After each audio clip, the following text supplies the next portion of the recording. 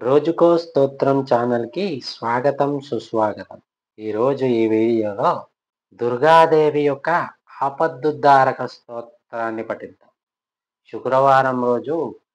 ఆపదలను తొలగించే ఆపద్దుదారక స్తోత్రాన్ని పఠిస్తే జీవితంలో ఏర్పడే సమస్యలన్నీ తీరిపోతాయి. అంతటి శక్తివంతమైన ఈ దుర్గా ఆపద్దుదారక స్తోత్రాన్ని వినండి, పఠించండి. దుర్గాదేవి ఆశీస్సులు పొందండి. శ్రీ దుర్గా ఆపద్దుద్ధారక స్తోత్రం. నమస్తే శరణ్యే శివే సానుకంపే నమస్తే జగద్వ్యాపికే విశ్వరూపే నమస్తే జగద్వంద్యపాదారవిందే నమస్తే జగత్తారిణి త్రాహి దుర్గే నమస్తే జగచ్చింత్యమానస్వరూపే నమస్తే మహాయోగిని జ్ఞానరూపే నమస్తే నమస్తే సదానందరూపే నమస్తే జగత్తారిణి త్రాహి దుర్గే అనాథస్య దీనస్య తృష్ణాతురస్య భయార్తస్య భీతస్య బద్ధస్య దంతో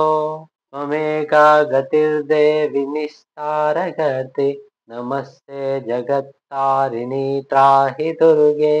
అరణ్యే రనే దారుణే శత్రుమధ్యే నలే సాగరే ప్రాంతరే రాజగేహే త్వమేకా గతిర్దేవి నిస్తారనౌకా నమస్తే జగత్తారిణి త్రాహి దుర్గే అపారే మహాదుస్తరేత్యంతఘోరే విపస్సాగరే మజ్జతాం దేహబాజాం త్వమేకా గతిర్దేవి నిస్తారహేతు నమస్తే జగత్తారిణి త్రాహి దుర్గే నమశ్చండికే చండదుర్దండలీలా సముత్కండితా ఖండితశేషశత్రో త్వమేకా గతిర్దేవి నిస్తారబీజం నమస్తే జగత్తారిణి త్రాహి దుర్గే త్వమేకా సదారాధితా సత్యవాది జనేకా కిల క్రోధనాత్ క్రోధనిష్టా క్రీడా పింగళా త్వాం సుషుమ్నా చ నాడి నమస్తే జగత్తారిణి త్రాహి దుర్గే నమో దేవి దుర్గే శివే భీమనాదే సదా సర్వసిద్ధి ప్రదాతృస్వరూపే విభూతి శచీకాలరాత్రి సతీ త్వం నమస్తే జగత్తారిణి త్రాహి దుర్గే శరణమసి శూరాణం సిద్ధవిద్యాధరాణం మునిమనుజపశూనాం దస్యుభిశ్రాసితానాం నృపతిగృహగతానాం వ్యాధిభిపీడితానాం త్వమసి శరణమేక దేవి దుర్గే ప్రసీదః